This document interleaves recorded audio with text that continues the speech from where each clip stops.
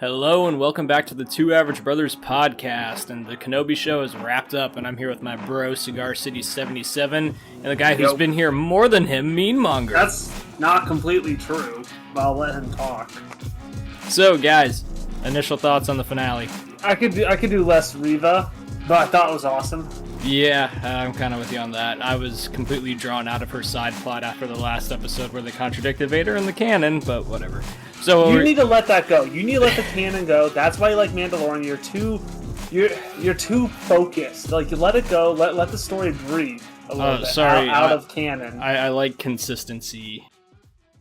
Never let the canon go. The canon is canon. Let it breathe a little bit. Give them room to work and add other things. But if there's something that's canon breaking, that's a problem. Yeah, because Vader kills anyone who knows he's Anakin. And she should have died during Order 66. She should have died when Vader stabbed her. She should have died after Kenobi got away from Fortress Inquisitorius. Like, Vader was way too lenient on Reva, and it didn't make sense given Vader's character to me. Well, before we get into the weeds here with specifics, for my general thoughts, I feel like the two of you are going to be at odds with me on this one, because I felt like this episode was really as perfect of a conclusion as it could have been with the constraints of a 6-episode series. Reva's a character, whether everybody likes it or not, and they had to have her in this episode and kind of conclude it. So I didn't have a problem with them giving attention to her story.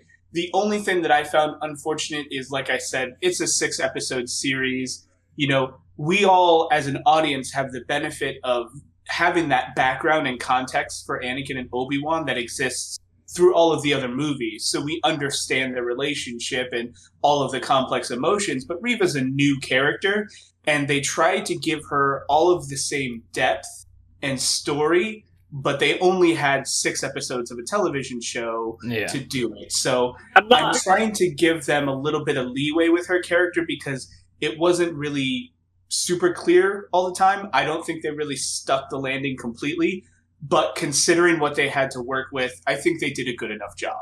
All right, I want to make it clear. I'm not saying Reva breaks the show, breaks the finale. I thought the finale was great. I liked a lot of stuff of it, and then we'll dive into it. But just overall, every time she popped up on the screen, I was just like, ugh. Yeah, that was just my reaction to seeing her on screen. It didn't ruin the show for me. It was, I think the show, absolutely fantastic all around. Everything they have to work with, dude, awesome show. Like I said, it didn't break the story or anything for me. It just kind of ruined her arc because it went against too much of what I already know in Star Wars lore. And then I was just like, we could have had more time with the Grand Inquisitor, Vader, flashbacks with Anakin and Obi-Wan. It just go read that book, McKay. It just detracted from cooler Star stuff. Wars nerd to listen. No, I get what you're saying, and I mentioned in the last one, and I may have to reiterate this, Cigar City, because you weren't there, of course. Yeah. Damn. Hang on. I'm going to insert a noob. Damn! I listened to the podcast just because I wasn't there. I still listened to it. Okay, great. You saw my comments. You know I listened. I got so caught up in the burn, I forgot what I was going to say. He wasn't here last week. Oh, right. We were talking about Reva. Yes. Okay. Sorry. I just caught up to my train of thought. So one thing that I sort of wished for this episode when we had our last discussion was I hope they go into a little bit more detail about what happened to her that she survived getting stabbed by Anakin Skywalker / Darth Vader twice. And that was my biggest thing that was missing from this episode. Yeah. I loved this episode. I thought it was a great conclusion to the series, but they didn't really explain why she survived being stabbed as a youngling. Yeah, and then that leads us perfectly into how the episode started. Reva teleports to Tatooine to hunt down Luke. Remember that guy from the first episode? She ended up, I think she just force pushed his drink out of the way, and then she's hunting for Owen Lars because she wants to track down Luke and kill Luke. From there, we have Obi-Wan on the ship with the rebels, and yada yada. He takes one of those other ships that had a hyperdrive, but not the ship that they were on, and then he goes to the planet, and that's where the really great part of the episode came in, was the Obi-Wan Vader duel. So, right, where do you guys want to start with that? Though I mean, opening up, at least it makes sense. I like that the ship didn't just leave after the last episode because, yeah, of course, there's still a Star Destroyer in space. So I love the gratuitous Star Destroyer in space shots. I'm glad they also gave us a little bit of that. The Vader Obi-Wan duel, that was so cool. I love when he's like, I will do what I must. You get a call back to the line in episode 3, then you will die. Then Obi-Wan takes this Form 3 stance. And the fight kind of just kicks off from there. You know, it was great. Did any of you guys play the Star Wars fighting game? Which one? PS2 generation, I think. I can't remember the name, but when Darth Vader and Obi-Wan meet, it's the same dialogue. I will do what I must. Oh, is that the episode 3 tie-in game? I think so. Yeah. It was like, oh man, they call him back to the games too? McKay's gonna have such a nerd boner. Oh, definitely. I definitely did with this fight. Movies too, you know, McKay's referencing that movie, and there was a couple cool callbacks to different movies in that fight. I like when they were fighting, they had some of the same choreography from the flashback scene, like when they were back to back. And one small detail that I really liked was Obi-Wan had a few reverse grips.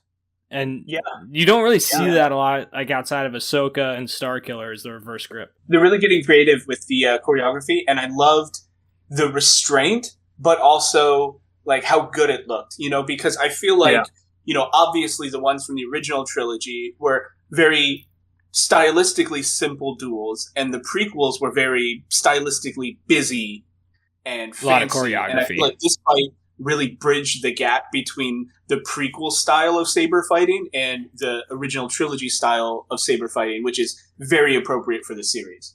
Yeah. I think we all share, I mean, I don't know, I haven't talked to you guys yet, but I think we all share the same. What was the best part of that scene of that fight was when you had the two vocals from Anakin and Darth. Oh, let's not get there yet. Let's not get there yet. What do you mean? What am I jumping the gun? Yeah, because I wanted to go through some of like with them throwing the Force rocks at each other and everything. Well, put up the notes. I get excited. Well, it's the Two Average Brothers podcast, so you're asking for too much. But yeah, that like Obi-Wan, I like how he kind of struggled to throw that rock and Vader just catches it. He's like, really? Flicks it back at him and everything. And before he got to that part you were talking about, he buried him alive, and Vader should have said, I have the high ground. Like, come on. Did anyone else want to hear that? I'm not sure whether I would have liked that or whether I would have rolled my eyes at that. I would have liked it. It was implied, but like, yeah, I don't know. Some of those lines, like, I'm really torn on how I feel. Like, that was an obvious opportunity to go there, and Vader is petty and dramatic, so it totally would have fit if he had said that. Yeah. But also, I was like, I don't know. I kind of like that he was still just caught up in the moment and like buried him with rocks, because Vader, although he's petty and dramatic, he's also just like rage personified. So of course he's just going to go for like some ridiculous attack. But yeah, I don't know if I would have liked that or not. Yeah, that was just where my mind naturally went. Oh, I think anybody who's vaguely familiar with, the series saw that and got a little bit giddy at the thought of like, oh, he's got the high ground. Oh, I thought it was for sure going to say it. I was like, oh, this is the next line. Then when Obi-Wan breaks out, he just went absolute beast mode. Like, he get more saber clashing. He just lifts all the rocks and does like a Jesus pose and just starts shooting them all out at Vader, taking him down. And I love when he starts hitting his chest piece with the end of his lightsaber hilt. His breathing apparatus makes that wheezing noise that it did at the end of episode 6. Yeah, the same noise. What I really like about Obi-Wan sort of finding his strength again is because throughout this show we've mentioned how strong of a Jedi he is and how disconnected he seems with the Force. But it's really interesting how he's almost going a little rogue, because he is a Jedi that has 100% gone along with the teachings of the Council and the Jedi Way. And you get the impression that his strength wasn't just him reconnecting with the Force. It was also him tapping into his emotions. You know, he saw Leia, he saw Luke, and he used those emotions to find strength, which is, you know, not really the kind of gospel he was preaching as a Jedi, a sitting council member on the Jedi, council. So it's interesting to see him also go in his own direction, much like Qui-Gon was like as a Jedi. So I love that they're bringing his character, now that he's getting older and in a different situation, a little bit closer to some of the teachings of Qui-Gon. Yeah, kind of more like a Grey Jedi type role. Exactly, because you remember, in the prequel trilogy when during the Jedi's heyday, Master Yoda would tell Anakin, be careful of dreams or sensing the future, lose your attachments, don't, be prepared to say goodbye to the ones you love. But what was Qui-Gon always telling Obi-Wan?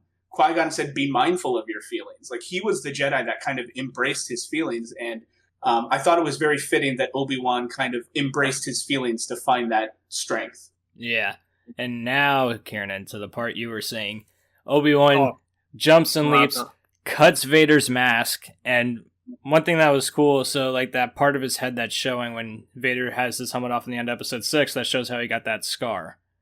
And well, I've seen that before, but really they showed that earlier. If you look back in Return of... That's what a lot of people were saying. Yeah, like he gets that scar in their initial fight when he gets burned by the lava, because when he's first suiting up as Darth Vader in episode 3, that wound is there. Do you want to take it over for this part, Kieran? Which part is that? I don't want to jump the gun. I don't have my notes. You can go on the gun. We're going chronologically, Kieran. Yeah. Well, then we would have... Did you watch... hold on. Go on. Did you watch episode 4 first? When you were revisiting all the Star Wars fatty? What? What are you talking Did you watch about? episode... about? If you went chronologically... In the context of this episode, we are going chronologically of the events of this episode. Yeah, but I'm going way off base right now. I'm going all the way out left. Well, actually, this is a good point, because Paige thanked me for this viewing order, because I went with... Paige and I rewatched the movies, and I ended up going with the machete order. So we watched A New Hope, Empire Strikes Back, then Attack of the Clones, Revenge of the Sith, and then we finished with Return of the Jedi, and that brought us into actually a really good place for this finale. Okay. I believe you. I don't know where I was going with this, but yeah, to hear both vocals was bone chilling. It was absolutely. It was very artistic, very well done, and they got that from Rebels. Yeah, but man, like so many goosebumps. Everything stopped in my body. Like when you could hear his voice, and like the Vader, and like the mask was failing, so his voice was kind of cutting in and out, and you can hear a little bit of Anakin, a little bit of Vader, and sometimes he had the blue light hue, and sometimes he was the red light hue, and switching between those was just that was great. Yeah. It was chilling, and then he smiles and he's like, you didn't kill Anakin, and then you get the smirk, and he says, I did.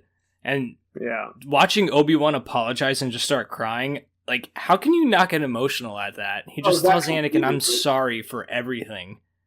Yeah, that completely broke me. I mean, he's very determined, and you see he's getting the upper hand, and he is just walloping Darth Vader at this point. Yeah. But as soon as he can see a little bit of Anakin, those walls come down, and you see all of the emotion come, and he breaks down, and the only thing he can think to do is apologize. And I'm like, all right, don't cry, man. Like, that was rough. That was rough. That was a very powerful scene. It was very chilling.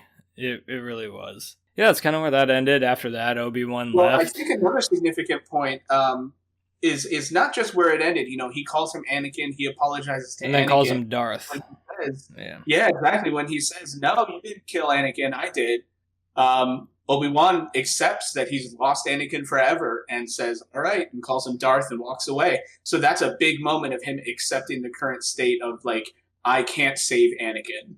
Then after that, we go back to the B story, the Reva show, and I wasn't into it. It's like, obviously... Before talking about Reva too much, I want to give credit to Owen and Beru. I mean... Yeah, they did a good job. Let's go. Let's defend that farm.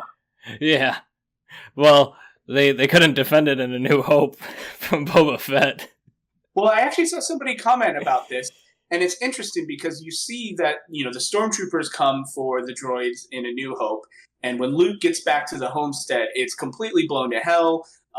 Owen and Beru are just flaming skeletons at that point, which is pretty brutal. Yeah. And you have to think, now that we've seen this scene in the Obi-Wan finale, you have to think when the stormtroopers showed up, Owen and Beru probably put up a fight, and that's why it got so ugly on the homestead. So I'm still Team Owen and Beru. I felt like after that, I felt like, okay, Owen can protect Luke. He's a badass. Yeah, no. Obviously, yeah. Owen has quite a bit of a backbone. He stood up to just about everyone. I feel like if you're going to be in Tatooine like that, especially sort of isolated in the Dune Sea on your own farm, you've got to be a badass. Like, that's got to be a tough environment to come up in. Yeah. Yeah. And going back to the Reva chasing Luke, I was just so taken out of it, honestly. Like, I didn't really care because, like, you knew how that was going to end. And I just wasn't invested in Reva's character enough because of, like I stated earlier.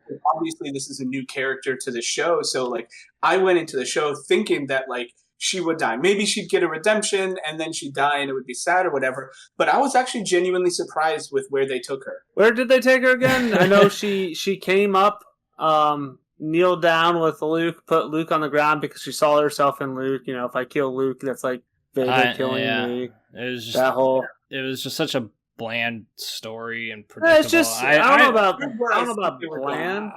I just didn't see what it added. It did not click for me. And if you enjoyed it, then good for you. It's just I was so taken out of it after episode 5. You know, like when you're making a recipe, and they just kept making a recipe. They kept putting cliche stuff in her storyline. It's like, you know, he'll hit him with another cliche. She's like, I don't know. I just saw the storyline going like that. Yeah, here's my defense of this storyline. And again, there's definitely valid criticism there. I think they tried to do too much with her in too little time, and they should have streamlined it and focused on a few things instead of trying to get too complicated with it. But here's my defense of her storyline, and here's where I think the writers were trying to go, and maybe it didn't come across as well. I feel like throughout the Obi-Wan series, she has been very passionate. She has been very single-minded. She has been very angry. She has been focused on revenge. Does that sound like any other character in Star Wars right now? I mean, she is the parallel to Anakin. Right. She has a similar story where she was being raised as a Jedi. Something happened. She allowed anger and revenge to invade her training, turned to the dark side, but where their parallels are, and these are the same reasons that people didn't like Hayden Christensen's portrayal of Anakin in the prequels, I feel like are kind of similar to Reva. Now, we have a lot of other writing things to talk about, but like I feel like she was going a similar path to Anakin, but saw it because she hates Anakin so much and realized what was happening, and where Anakin at this point is irredeemable, and he is Darth Vader, and he is too far gone, and he is down that path. Reva was going down the same path, but she was redeemable and was able to see what was going on and chose to act against the revenge and the hate. And we don't necessarily know where she's going to go from here, but I thought it was a fitting conclusion to have Obi-Wan leave that confrontation with Darth Vader, understanding that he's Darth Vader, Anakin is gone, and that he's not able to save Anakin. Anakin is irredeemable. And then going to Tatooine, finding Reva, and where he failed to bring Anakin back, he was able to save Reva. I saw all that. I felt all that. I understood it. You know, I just don't know why I struggled so much to care about her character. I don't know why. Like all the pieces were there. I don't know why I didn't get invested. Yeah, not that they did it bad. After defending it, you know, they didn't quite get there cleanly. They didn't really nail the landing with her story. Again, I feel like if they were acting like they had more time and more attention, and they were trying to make us feel for her in the same way that we felt for Anakin, but we've had, I mean, how many years? Yeah, you're right. Yeah, you're right. Develop those emotions, and we just never got that with Reva, and they didn't pivot to allow that story to come to a full arc within 6 episodes. Relationships, where they were going, but it was kind of messily done. Relationships are built over time, you know? Exactly. Mm-hmm. So yeah, the episode wraps up after that. Luke's safe. Obi-Wan goes back to Alderaan to say bye to Leia, and then he goes back to Tatooine, and he says hello there to Luke. Took us 6 episodes for hello there. I know. Come on. Then after that, like the Imperial March, where they yes. Go ahead. And it was very powerful when they did use it.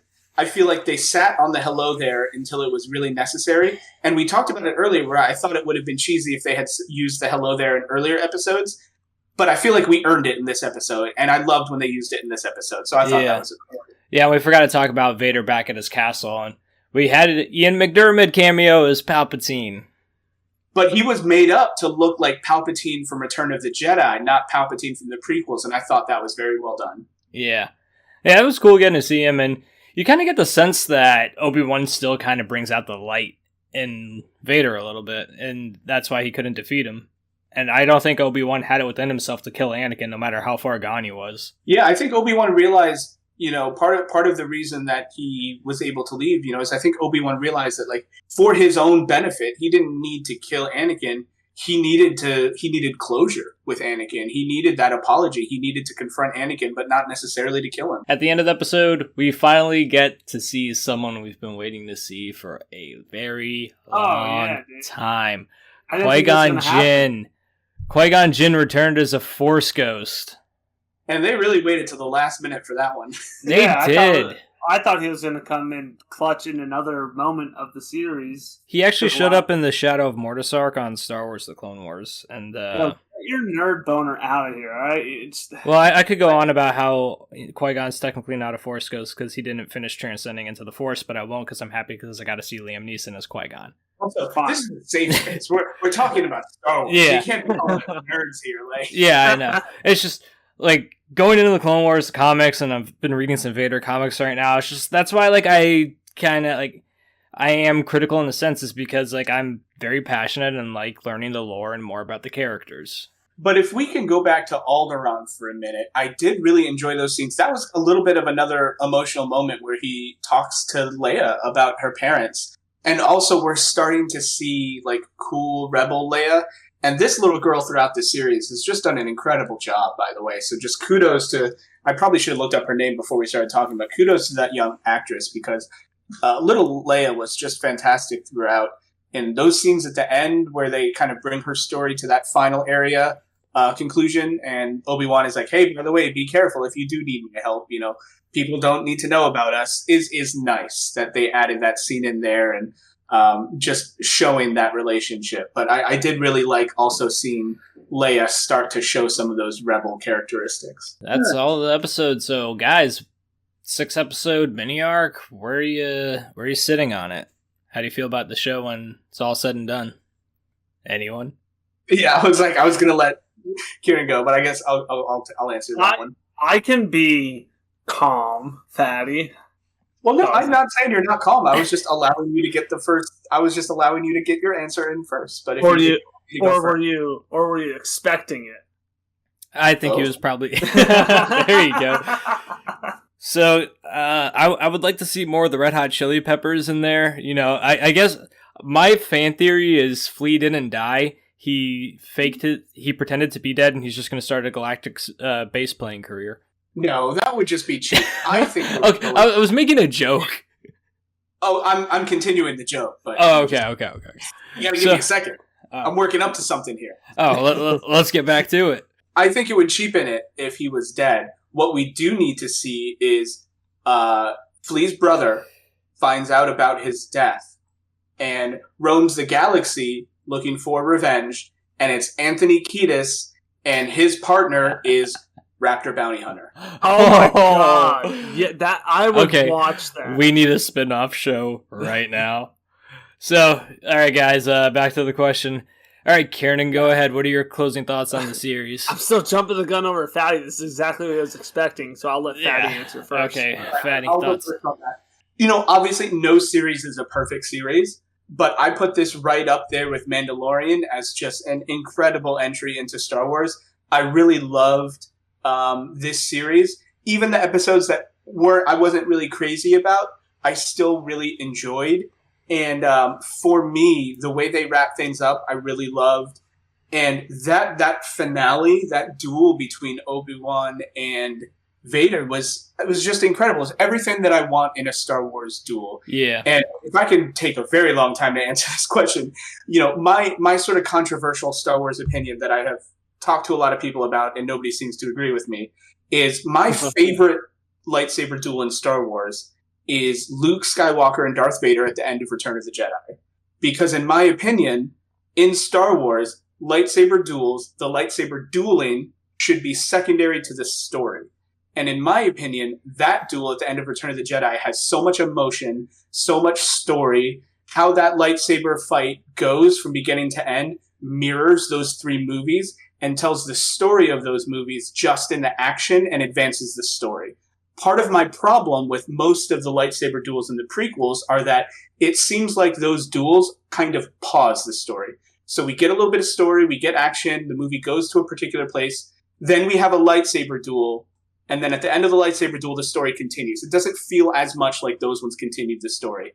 So I loved this series for giving us probably one of my new favorite lightsaber duels of all time. It's right up there with, Luke, Darth Vader, in my opinion, because it absolutely told the story of the Obi-Wan series and had all of those emotions, and the action was great, all packed into that one duel. So it's hard coming off of the high of that episode to rank this show as anything but excellent. All right, Kieran, go ahead. Yeah, he's not wrong in what he said. I like that the show has less lazy writing, because other shows I watch, it's just what. I'm not saying I harped on a little bit of the writing. I did harp on some of the writing. Well, yeah, but overall, you go watch other shows, it's real lazy writing. Like they write themselves in a hole. I get it, but this show had less of that. Yeah. Would you disagree? The only thing I'd say about the series is I liked it. I liked it. I didn't love it because every episode. I loved it. Every episode. I think if you don't love it, you're hung up on something that you read in a comic book, and you should put that. No, I definitely enjoyed it for what we had, but it felt like most episodes, I enjoyed it, but there was one moment I took away, and it was mostly around Obi-Wan. What else do you want this year, McKay? You got your Halo show finally. Oh yeah, I'm so happy about that. But yeah, no, I did like the show from start to finish, but it missed some marks in some areas for me, and I'm gonna say it was an excellent show. It was an excellent show. It wasn't as good as Mandalorian, but Mandalorian was a surprise. Yeah, Mandalorian just became a thing of its own, a cultural movement that saved Star Wars after Rian Johnson. Right, but this show was better than the Book of Boba Fett because I don't know where in the Star Wars universe they found those scooters, but they gotta throw them away. Oh my god! Yeah, you have a street gang from the 40s. No, you got a street gang from a rave club in Fort Lauderdale. Oh god. But yeah, no, yeah, I did like the Obi-Wan series, but there was some stuff I would have liked to see a little more, and I thought they focused too much on Reva. Then, like I said, after episode 5, her backstory just kind of made me mad, because it's this isn't how Vader would have handled it. And I wish the series had been longer. I wish they had more time, because they were clearly going somewhere with that. But I feel like a lot of the problems with her character might have been able to be fleshed out over a longer period. But I feel like they boxed themselves into a corner a little bit and weren't able to get out of it in 6 episodes. Right. And McKay, I don't know. Reva's character's all right, I'm just going to wait for the good part now. I just waited for her thing to get done on screen. And not that it was bad, not that it was good. It was, I don't know, it didn't spark anything in me. Yeah, because it wasn't bad. Obi-Wan and Vader are going at it, then we cut to Reva, and I was just man, this B story is just not gonna really do anything. He has 2 voices. He has 2 voices. That was cool. The whole time it kept cutting to Reva from their fight, I was dude, I really don't want to see this right now. I want to. No, that was not the time. No, I want to go back to that planet. Give me more of that planet. Yeah. The opening scene when Vader's walking at that planet, it's just what a great shot. Oh yeah. Yeah. And in the last series, I love practically lit lightsabers in dark environments. Give me more of that. And then I will say, I love how they treated Darth Vader, though. They made him menacing, powerful, the huge emotional payoff at the end of the finale. They did Vader a lot of justice, and absolutely. They more, and they didn't take anything off of it either. Even when he's essentially defeated, and Obi-Wan is looking at him, I mean, he is still terrifying. Yeah, I know. And it's just something about like the split mask where you're seeing, part man, part machine. And like, I feel like when you see that, you're just reminded like this isn't a robot. Like there's a human behind that. And it kind of just strikes another chord when you see part of his face. Yeah, and then you have that compared to at the end when he walks away and he screams for Obi-Wan, and it's this just mechanical, inhuman scream that really drives home what Vader is at this point. And then you tie that directly into the original trilogy, and Obi-Wan is talking to Luke about Vader, and you get that line, well, he's more machine than man now. Mm-hmm. And now when you think back to if this is the last time that they met, and that's the last impression that Obi-Wan has of Vader, like, to hear that mechanical, inhuman scream and then connect it to that line is just incredible. It's great. And they they did that scene in Rebels too. Ahsoka fought Vader, and then they did like the same thing where you see part of his face. It cuts between Anakin and then back to Darth Vader. And like, that was just really powerful there too, and it was cool to see it be brought to live action, and it was kind of interesting too because in Ahsoka's story, the last time she saw Anakin was when she left the Jedi Order, and then she sees him again as Darth Vader. But I don't think you guys are as caught up on the Clone Wars as me. Yeah, no, I'm not really caught up on Clone Wars and Rebels. Yeah. I've seen some clips from it, so I know of that scene. But man, like you said, seeing it in live action is just something completely different. Yeah.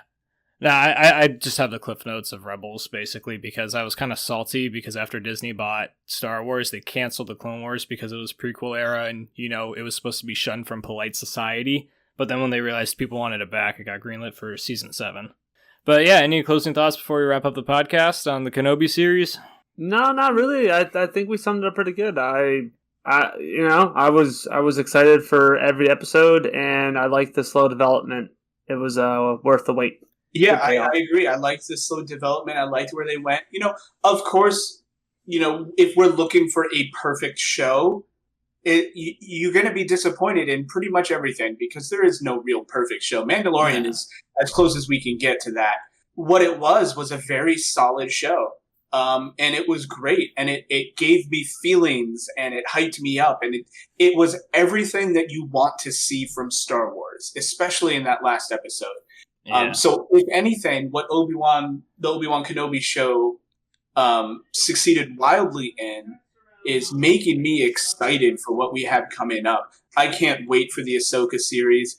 I can't wait for the one with Andor. Sorry, excuse me. Oh yeah, the Andor show does look cool. The Andor show. I can't wait for both of those. I can't wait for Ahsoka. I can't wait for Andor. Yeah. I'm excited about where they're going with these shows because I touched on it a little bit in our first episode, but I mean the Star Wars shows seem to be where we can place our faith as a fandom at this point. And I'm really excited for Bad Batch because, like I said, like when I grew up, like really being introduced to Star Wars, I grew up watching the prequels. I was still like less than 10 years old by the time Revenge of the Sith came out. But when I was in middle school, the animated Clone Wars came out. So that's when like I think I really started getting attached to Star Wars even more. And that's why I was so happy that Clone Wars came back and Bad Batch is like its spiritual successor. So that's why I'm really looking forward to that show.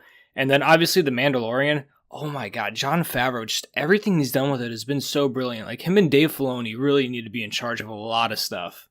Absolutely. As far as story and direction. Yeah, they are incredible.